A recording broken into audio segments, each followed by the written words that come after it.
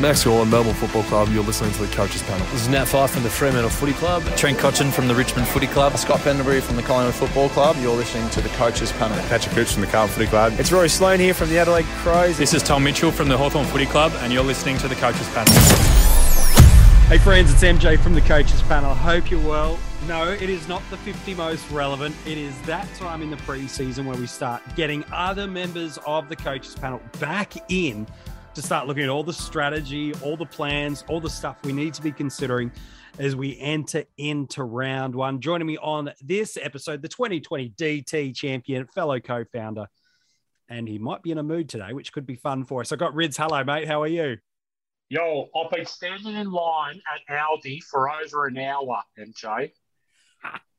It's like idiot city out there. Just stay home if you're listening to this. Don't go out. There are idiots everywhere. Oh, it's going to be a good episode, friends. Well, this is how we're starting it off. We've also got Lewy, mate. Hello, buddy. How are you? Good, mate. Glad to be here. Well done on the 50 most relevant. It's been a fantastic series, but I'm just keen to get stuck into some preseason stuff and some strategy talk as well in the next couple of weeks. It's exactly what we're here to do. We'll get to some of our Patreon questions. If you want to find out more about how you can become a Patreon, get exclusive content and a bunch of other stuff, all the links for that are at coachespanel.tv. Want to talk some strategy as we kind of approaching the preseason and the club-to-club practice matches. But Rids, it is a weird time in the fantasy preseason, isn't it? We've got intra-club matches going on. We are getting some injury news. We're also not really seeing all that much happen and unfold just yet in the preseason, are we? And there's no BBL. No, that's true too. Nothing to watch. Usually people have BBL to kill the time. So, yeah, I don't know anymore. I don't know what to do at this time of the year. It's like we've already done enough research. We got the structures right. We know the options. We know the combinations.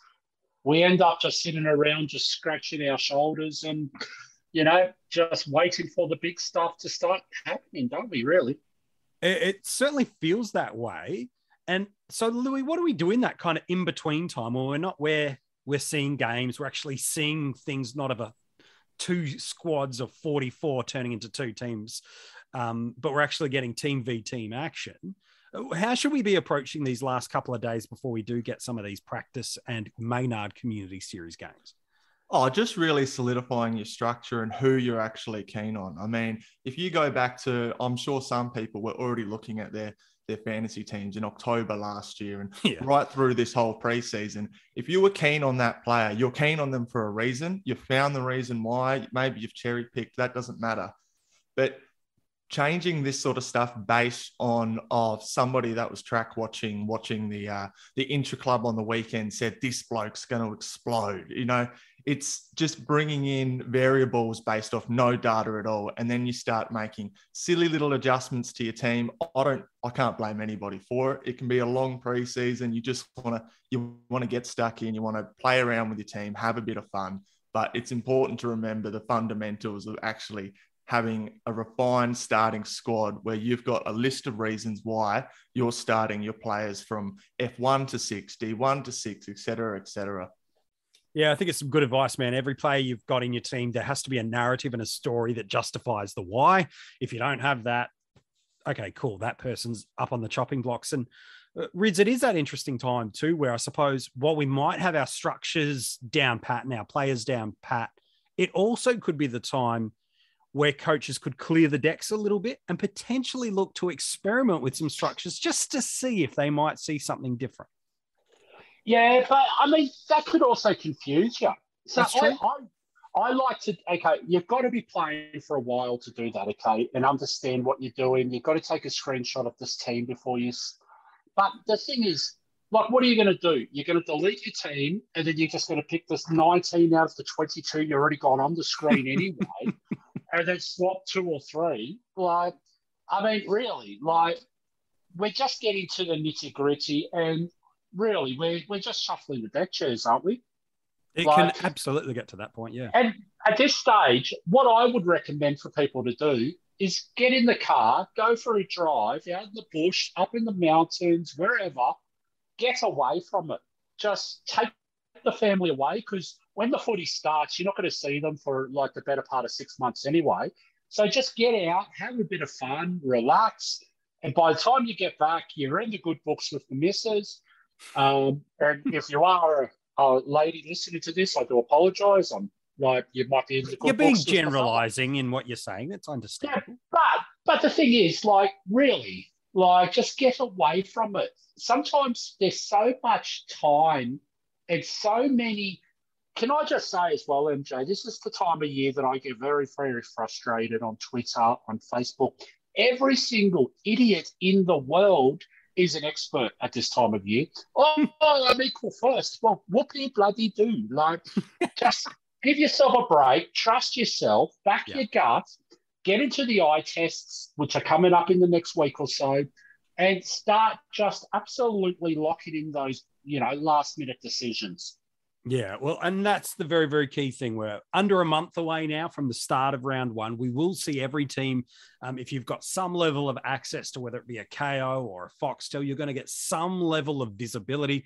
We'll, of course, keep you right up to date with reviews of those games at coachespanel.tv as they come through. So there are going to be some changes that do come. And in a minute, Louis, I'm keen to get your take on coaches that have gone for Aaron Hall. Again, nothing at this point in time has suggested anything more than hamstring tightness, but some coaches are going to have some concerns that currently locked into Aaron Hall. What should they do or not be doing at this point in time in the preseason? Because, of course, if he's not named round one, the decision's there. But I'm keen on your take in a minute, Louis, on what we do with that player and position. But Rids, I know at coachespanel.tv, you've released on Sunday night, you released your AFL fantasy team reveal, the February edition, for us to have a quick look out of it. One of the players not in that team is Mitch Duncan. I presume that's because of the calf injury. Does this now rule him out, specifically on Duncan, not just in that format? Does this now rule him out of a starting squad option for us? Yes. That was quick. Well, I mean, what is he, 35? Better part of 35. He's got the old man calf already. He's had the old man calf last year.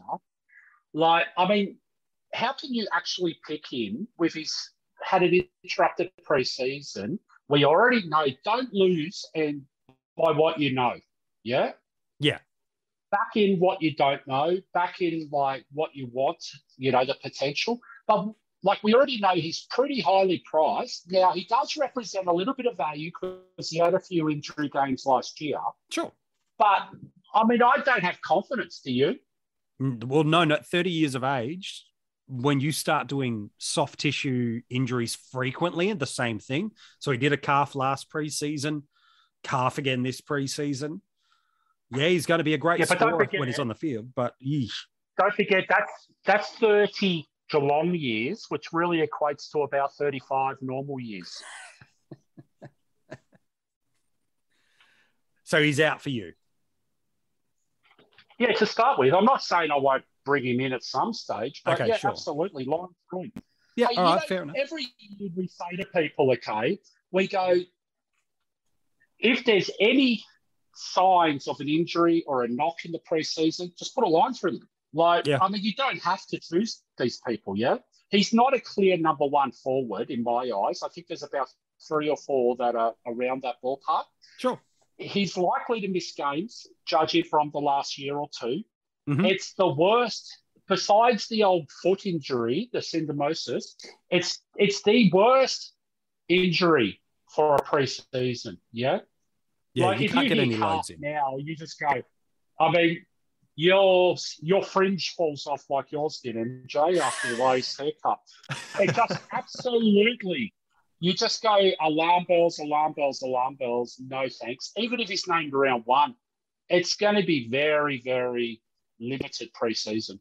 Yeah, I think that's a fair shout. Pre-Christmas, everything looked to be tracking okay, but definitely on this side of 2022, it has not quite gone to plan for Mitch Duncan. And at the intra-club match at Arden Street a couple of days ago now, hamstring tightness is what the club are saying. To quote Aaron as he was leaving the ground, "I've pinged my hammy," was what he said. Louis, is it very much the same sort of ideologies and mindset that Rid's talking about for those that were keen on Aaron Hall?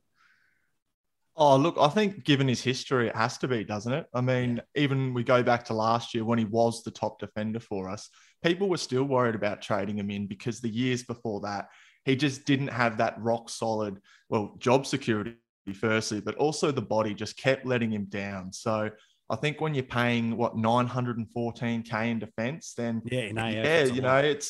it's a lot of money to pour into one player who's not going to be 100% fit, or he's going to be a little bit underdone. So, if you don't have a Whitfield or a Lloyd, the defender status actually drops off really largely. Like, you could go down to a Jaden Short. He's probably going to go 95 plus. But when you are paying 915K, you're expecting 110 plus. I mean, that's what you're paying for. So in that sort of move, I'd be going, well, George Hewitt, for example, or James Sicily. These guys have roles that should be inducive of fantasy scoring. I can go down pocket 400 or 500K going to these guys. And I just have a slight restructure. Maybe I've got a mid-price in the midfield section.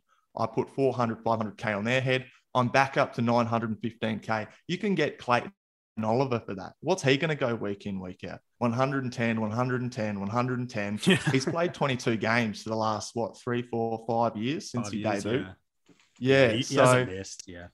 It's just about restructuring and not damaging your team at the same time. Where can I get the equivalent points, even if it's not in that defender line, which maybe that is the move to punt defenders a little bit this year. But in saying that, like I said, the gap between the best and the next best is going to be larger than people think, I believe. Yeah. And MJ, I just want to jump in for a sec here. Please. Now, Aaron Hall is intriguing me, rightio. The only difference between Hall and Duncan is I think if Hall plays every game, he's the number one defender by a good 10 points to the next guy. Yep. So I know that's a big if. Yeah, of course. Yeah. But if you're going to take a risk on anyone, it would be the clear number one in that line. Line. So I could see why people would stick with Hall. Mm-hmm. But I tell you what, if you do stick with him, don't come whinging in 2 weeks' time if he does ping another Emmy, yeah? Well, I think that's the mindset is now you're knowing the risk that is there. And it is not just a hypothetical risk that existed back in 2019 or 2020. It's now something as relevant as the middle of February this year. So I agree. If you're going to pick him, go for it. And I think that is the contrasting difference between the two. Duncan, not clear number one. There's candidates. Hall, we know that role when he got in there is not just as good, better than any other defender we have available to us in 2022. Is there any other players, boys, I suppose, as we do enter these preseason games?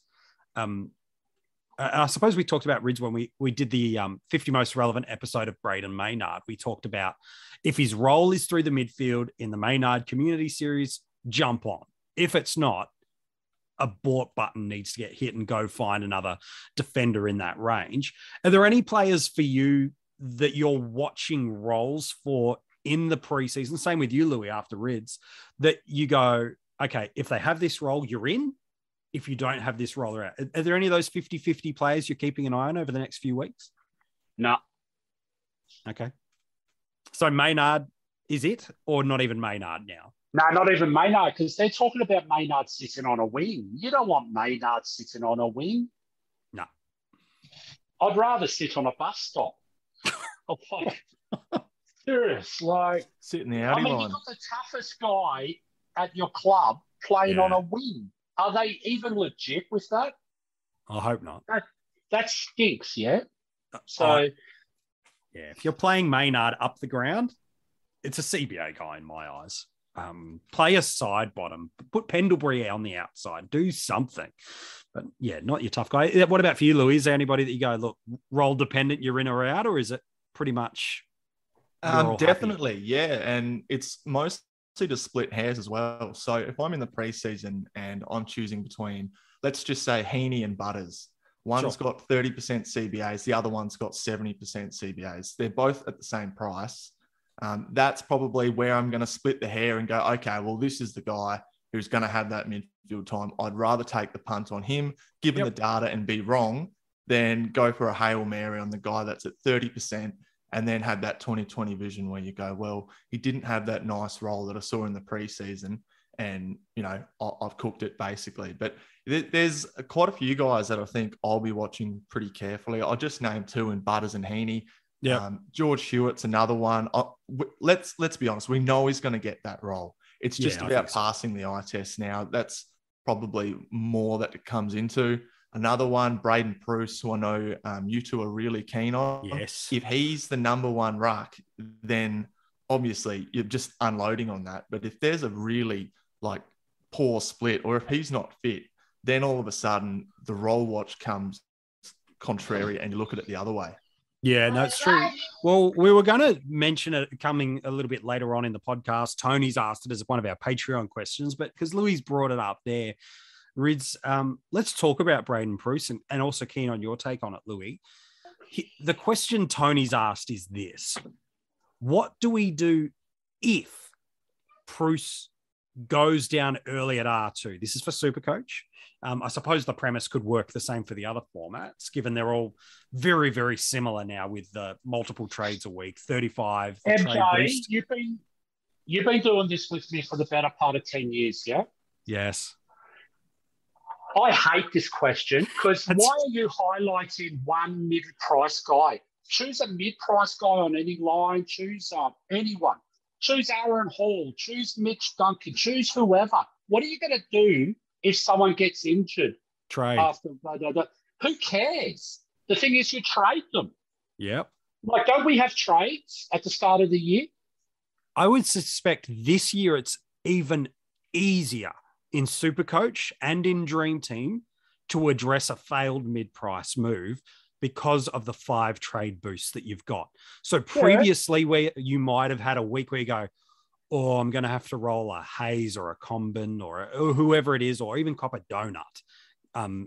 Forbid that might even happen to you.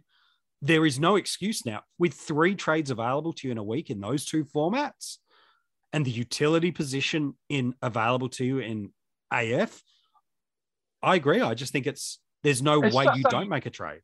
Why ask the question? So let's just say, okay, I'm going to start Riley O'Brien. Okay, sure, at R2. What happens if Riley O'Brien starts 2022 the same way as 2021? Well, I've got a decision, yeah? I've got to either trade him or I've got to go somewhere else. If you start Gawn and Grundy, and Gawn's averaging 80 over the first 3 rounds, and Pruce is averaging 80 over the first 3 rounds, are you pulling the trigger? You did go set and forget. Are you going to trade Gawn to Pruce? There's so many variables that I think people are crazy. You're overthinking it. Just have your get-out strategy if it does go awry, and just make sure you're ready to pull the trigger and do your plan. So we've got a boost in Supercoach and Dream Team, yeah? So we could just go, you know what? I can't do anything, but I chose this guy with the money that I was going to use with Pruce. So I'm going to do a boost, and I'm going to get Pruce up to whoever, Joe Bloggs, and away we go, and we forget that we even started with Pruce. So, MJ, only 2 or 3 years ago, we were talking about Sam Jacobs, you know? Mm-hmm. Same place, yeah. Yeah. So, I mean, I won a comp starting Sam Jacobs, I think, 2 years ago. And I think about 4 or 5 weeks into the year, maybe not even that, it was clear of, oh, no, this is not the Sam Jacobs of Adelaide, whether it be physical abilities, game style, or a combination of unknown variances. It was move quick. And because success in these games, regardless of the one you play, is trading. It is all about trading, not about your starting squad. You could start the same starting squad as quote unquote expert that you've copied from when they did a team reveal. But the difference between them and you is the trades they make in the season and the timing thereof. And the biggest thing about this, okay, is we are more than happy to pull the trigger for a rookie-to-rookie sideways trade after 2 rounds. Correct. Some of us are even doing it after 1 round. Yeah, if they see enough, yep. So why do we care? Like, just as long as there's a rookie option that plays and you've got a plan B to get out of it, or you utilise, and you might see my AFL fantasy team tonight, but I've stuck Bailey Williams at F6, and I've got Hollands at F7. Yeah, with a Combin's in there. R3. Yeah. So that means if Bruce doesn't get up for a week, you know what? I just do a quick swapperoo, and I've got the rookie on the field that 99% of the comp already have on the field. Yeah, that's right. Louis, is it as simple as, for the reason that people get so panicked about Bruce as opposed to other mid-prices, is it just because of the themed or thought ruck positional scarcity of, is it as narrow as that, where they're just thinking about a line and not thinking about their squad of 30 overall? Oh, I think it does come down to that, MJ. I mean, when you talk about what can go wrong if Bruce misses, if he's injured, if he gets dropped, all that, well, as Rid's so well put, it's just simple. You restructure. When you started your team, you went, okay, I'm going to save the money in this line and use it in another, because I'm identifying that I think Bruce is going to take me further along. Whether he goes 70 or 75 as an average, who knows? It remains to be seen. But on that other end, I've been able to get another player up to a big dog. So maybe I've got one of your boys, Josh Kelly, there instead, MJ, you know? So it's about, like Rid said, you got to have your plan B. At worst case scenario, okay, I'm going to have to choose one of my premiums that hasn't fired a shot yet. It's been 4 rounds of football. Unfortunately, you've got to go, mate. See you later. I'm going to bank 600K and then go to the next ruckman. You might not even go to the set and forget option. It might not have revealed itself yet. You might still climb that. You might have Bailey Williams, which is another good plan B. That's why it's such a good question from our Patreon, is what do I do if? That should be the question that you've got with every single one of your players. I mean, it comes down to the 7 Ps. Proper planning and preparation prevents piss poor performance. Oh, a Tony Robbins speech from Louis, ladies and gentlemen. I think that's good, man, because we've got it for every player, don't we? All 30 options. What happens if Dean doesn't debut at round 1 and you've got him penciled in as your D6? What happens if Jack Steele goes only 110 over the first 2 weeks, and yet you're paying him for him to be a Mr. 120 plus? What happens if Josh Dunkley through the preseason has a horrible mid-forward split? I think you're right, man. As long as you've got a plan B for every avenue and option, you're going to be okay. And you don't need to do like, it's almost I think there's certain widgets and add-ons you can add into like different computer programs, which is if X happens, then do Y. That's almost the approach of, if this happens, well, then trade that. If this person goes out injured, make this move. If this person has a poor Maynard Community Series, then do this. I think it's as simple as that. I think it's some good advice. I'll throw you one too, MJ. Oh, yeah. Just looking at it the other way, a lot of people are going, oh, well, no, I won't take the risk on Bruce. I'm going to go to Riley O'Brien. I can see the upside there. He might go 95, what have you. I haven't, and they're going there because they don't see the value in Gawn, which is fair enough. Understandable. But then you can look at it the other way. Well, what happens if Rob doesn't fire? What happens if Rob gets injured? Are you going like up to Gawn, who you didn't start because of value reasons? Or maybe you think he can only go, I don't know, between 102 and 105 if Jackson has more ruck time? Or are you going to go back down? These are the questions you've got to ask yourself. Yeah, go to the Brits. So, MJ, don't forget this time last year, the same questions were being asked about Matt Flynn. They were. Lloyd Meek, Matt Flynn, you know, we got name after name. What happens? Yeah, so what? Just move on. Play the game. It's a game. No one knows the future. You just got to trust your eyes. If you're watching GWS preseason game and Bruce is playing, okay, that's a big positive for a start if he's playing. Yeah. And then number 2, he plays well.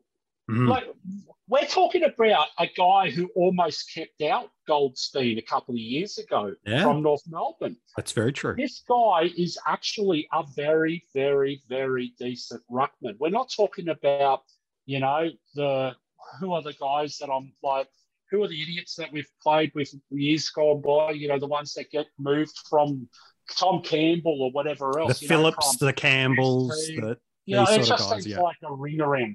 But we've got options this year, yeah? We have options. We've got Bailey Williams. Now, if you have a look at Nick Natanui, everyone's going, oh, no, his time on ground worries me. Well, that just means whatever that minus 100 is what Bailey Williams should be playing in the ruck. Yeah. Plus, they got no forwards anyway. Well, and Allen's out injured. Well, so, I mean, the guy's going to play, yeah?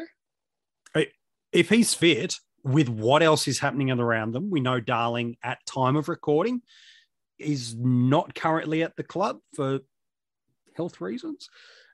Kennedy's on his last legs. They've let Brander go.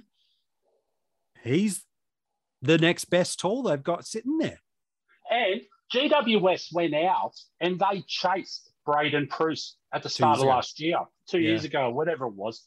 I don't know. Every year rolls in. The past 2 years has all felt the same, man. It doesn't matter. But the thing is, okay, they're actually big on this guy being the number one. Plus, I don't know. I owned Matt Flynn last year for a while. Geez, that guy can take a mark. He is an absolute perfect foil for Braden Preuss playing as a forward. I think he's a better forward than he is a ruck. He feels like that perfect guy to sit alongside the Himmelberg, the Green when he's there, and be the down the line forward market. And like Louis, you said, oh yeah, there's something about that guy forward of the ball. He's not the smoothest mover, but you're right. Geez, he looks good when he's in that offensive moment. And they've lost a target up there too in Finlayson. So that's true. There is a spot there for him. I think those guys would work well in tandem. And at the end of the day, he was headhunted. We saw last year that Briggs and Flynn were able to come in and play a role, but they still brought Mummy in every second week. Yeah. 35 years old, just to do the grunt stuff in the midfield that clearly Briggs or Flynn weren't bringing. So there's going to be a clear instruction to Preuss to say, hey, this is what we want that we're not getting currently. If you can do that, then R1 is yours. Yeah, I think so. And again, if not, adjust, make a trade, change your structure. It's not the end of the world. It's okay. Mate, it's not. Round one. It's round one. This is when you got the most trades and you got all year to recover that 40 points you might have lost. 100%. Like, why are people so silly with this? This is every year and I tell you, every year I've been playing for 25 years and every year's the same thing. Oh, what about so-and-so? Oh, what about so-and-so? You know what? Jump at those shadows, do whatever.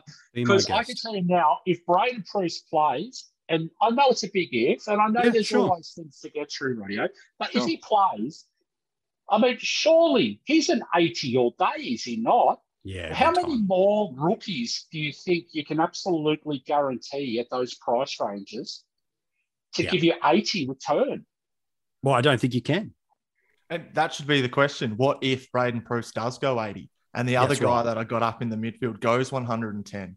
You know, you can totally flip the tables on it. Yeah. I think the advantages far outweigh the disadvantages there. I agree. We often do the what if in the confirmation bias of our perspective. And great coaches look at all angles and elements of it and then make an informed decision off the back of that. So, look, I'm on the Preuss train. That's what I was saying. MJ, this is what I was saying. Everyone's an expert at this time of year, right? Yes. But this is why these questions keep going over and around the circles, because everyone's an expert. Oh, yeah, we're going to analyze this. We're going to ask those questions on every forum. Like, I mean, it's just too much. Go get a life and chill out, you know? And back your call in. At the end of the day, if someone agrees or disagrees with you, you've got to, as long as you've got a narrative, it doesn't matter. It's your team. Make your choice and knock yourself out off it either way. And own it. You know what? Yeah. You don't need to be answerable to anyone. You pick so-and-so because you like to watch them. Guess what? It's your team, and this is only a game. Move on. Yeah, I think it's some good advice, man. I'm not picking my team because you don't like Preuss, MJ. Put it that way. No, not so at all. I don't care. I don't know. I know everyone wants to know everyone's business in Twitter land and everything else these days. But really, come on. I would actually rather do really well in fantasy when it comes to August than win over the public opinion in March or in February. And so back yourself in, get it done, and make those trades that will actually make the difference. Because as you've both said multiple times, those first 2, 3, 4, 5 weeks, you're just sorting out the things that need to change because something in the game has changed. Is there any mistakes, Louis, that you see people constantly making, or trends that you're seeing coaches make at the moment that you want to call out at the moment and just encourage people to move away from those? Or is it more of the same old, same preseason stuff you see? Yeah, it is more of the same old, I think, MJ. This time of year is so tricky. And we were talking before the podcast, and at this time of the year, everybody is right because there's just no data to suggest otherwise. And we're not going to know until the preseason games. And then to further on to that, we're not really going to know until round 6 anyway. And sometimes it can take a whole season. So at this point, yes, everybody is right. But one of the big mistakes I am seeing people do, which we have rolled over a couple of times in this podcast, is just the constant adjustments to their team, their structure, based on a match report of an intra-club. Oh, this guy's killing it versus the North Melbourne midfield. I can't believe it. He's going to be a gun this year. You know, all that sort of stuff. Yes, it's okay to just play with your team and see how it works, but it's important to remember the fundamentals of it all and why you're building this starting team. And it's to get the most value for money and to make your team with a clear mind, with your own thoughts, and not be persuaded by, you know, some random track watcher or some random journalist and what have you. So I'd just be saying, take screenshots of your team that you like, use the star system in AFL Fantasy. You can mark your players. Okay, here's 40 guys I'm keen on before I go into the preseason games so that I don't get too led astray on a Jordan Clark or a Tom Phillips, somebody who I wasn't interested in or wasn't touching before I saw a preseason game. Because sometimes that's when you can actually catch yourself out and go, well, hang on, you know, I'm only bringing in this guy because he's the hype player, because everyone's saying he's a must-have. Joe Blow can call someone a must-have. It doesn't mean that they're going to be a good scorer when it comes to the real stuff. So I would just underline all that by saying, just don't be too reactionary. You've done a lot of your research. You've got your squad of players that you like, and use that to split hairs, to get affirmations, to rule players out. No, they don't have the role. All right, you're out. You're out. Just all of the above. Yep. I think it's good. Anything else from you, Rids, before we hit some of our Patreon questions off the back of that? Yeah, I'm just gonna go on the same path as what I was a minute ago. Just because someone's active on a forum or a Facebook group doesn't mean they actually know what they're doing. That's true. Trust yourself before you go trusting some random you don't even know. Yep. I think that's some good advice. I think that's some really, really good advice. Let's hit a couple of Patreon questions. We've kind of knocked out a few of them as we've worked through this episode. There's not as many to go because we've deliberately tried to make sure that we're answering the things that our fantasy footy community that follow us and are a part of what we do absolutely knock it out through there. So hopefully that's helped a couple of you. Tony has got a Supercoach question. Rids, will throw it over to you because I don't know if Lewy plays Supercoach. He's an AF and a DT boy, but eventually we'll bring him over to the dark side too. But he's got 4 premiums. What's your take on him? Premiums in the whole team. That's in the awesome. midfield, mate. Just 4 premiums. Yeah, he's going well. He's playing it like AF. Steele, Titch, Track, and Neil. Any obvious big premiums he's missing in that line? And there's about 45 listed, isn't there? Well, he's gone for 4 in the midfield. Yeah, but there's 45 in the list, in the mid list. So no one is missing. Premiums. Okay. Yes. I mean, who knows? Just toss a coin. Okay. I reckon, say that again, Steele. So Steele, Mitchell, Petrarca, and Neil. Anything obvious that he's missing out of there? Because we know people have different flavors of how they want to build their side. Yeah, but I don't know if he doesn't like Jackson McRae or if he just doesn't like points, or I don't know what his goal is, you know? If he does like points, well, I mean, obviously you'd be anti-Jack McRae because that's all he does is score points. Mr. 120 in Supercoach, yeah.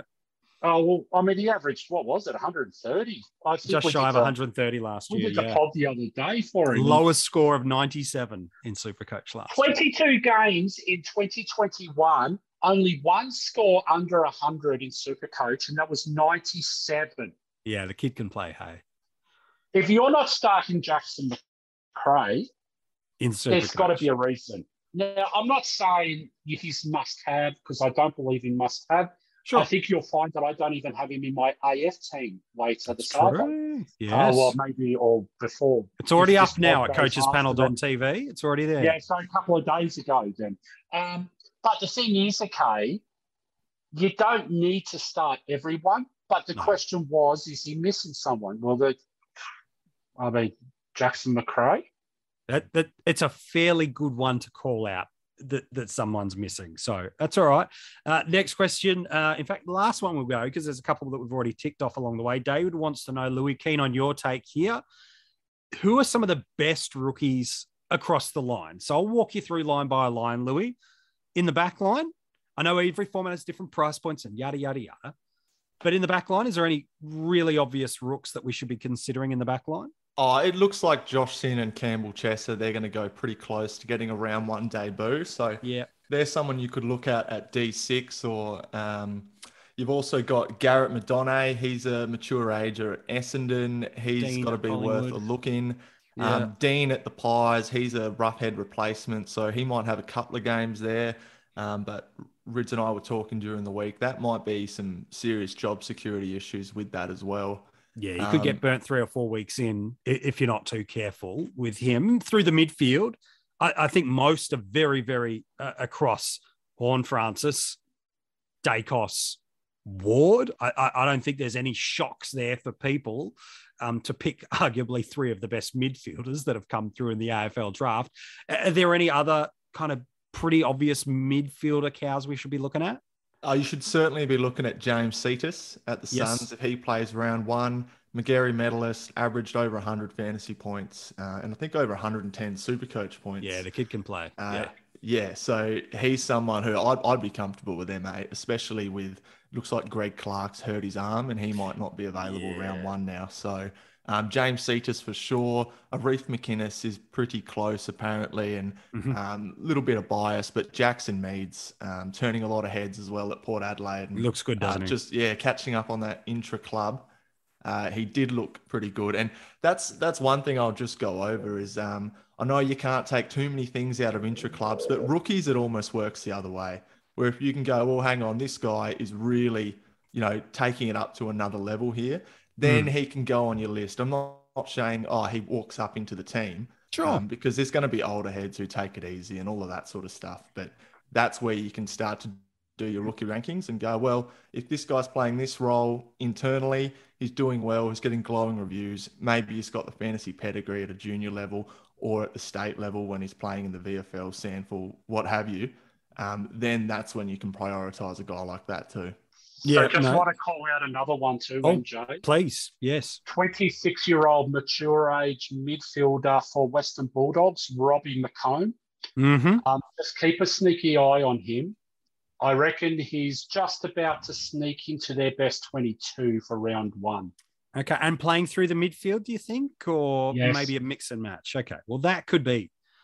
If you end up at a club like the Dogs and you've got fantasy chops like he does, well, hello, boys, is all I can say to that one. So we've got guys like in the last couple of years, we've got quite a few Western Bulldogs. Western Bulldogs seems to be one of those serious depth through the midfield and everything else, and we tend to rule them out straight away. Yeah. But we've got a lot of examples in the last few years of them giving guys a bit of a run. Anthony 5-6 Scott, games early. McNeil. Yes. There's heaps of examples over the last few years. Vandermeer, Butler, there's a guy called McComb, and there's another guy called Parker. They're two that you might want to just keep a sneaky little eye on. Okay? Parker's a mid-forward too, I believe, as well. So just keep a little eye there. Let's go back, Louis, in the rucks. It does feel like there's a bit of a merry-go-round of some R3 ruck candidates we could use as cows, isn't there? Yeah, and it looks like the one who's probably on top of that is Sam Hayes, who most people are all across. Obviously, he's going to be the next in line behind Lysette and probably pushing to be playing in a dual ruck setup with him too, I'd suggest. Then it drops down to like a Charlie Comben, who does have that ruck status, but it looks like he's going to be more of a forward for North, which certainly isn't going to be too inducive of fantasy scoring. And then really it drops off quite a bit where there's some guys developing. I know you, Reeds, you were quite keen on, I think, a bloke from the Gold Coast or the Saints, 190k ruckman. Yeah, was that Moyle? Moyle at the Suns. Yeah. Because I don't think Chol is out and out pure number one ruck. And I think Witts is, I would say touch and go to start the year. Just my gut feel coming back from a knee. Yeah, he's not been cleared just yet to play, for those curious. So I would say keep an eye on Moyle because he may actually be one that actually gets a game quickly. Now, there's also that North Melbourne fella too, was there not? Edwards, Jacob Edwards. Yeah, is the other one. He and Moyle were both mid-season picks in the draft last year. So, yeah, Edwards is the other ruck forward. It does feel like North have been stocking that forward and ruck forward option with Cherry, CCJ, Edwards, who you mentioned there as well as Combat. So they're going okay from a key positions standpoint. And I'm just going to call out another guy as well. Please. I don't think Carlton will go back to Peternet if anything happens to De Koning. Yes. Just keep a sneaky eye on Murkov as well. He's a young Russian.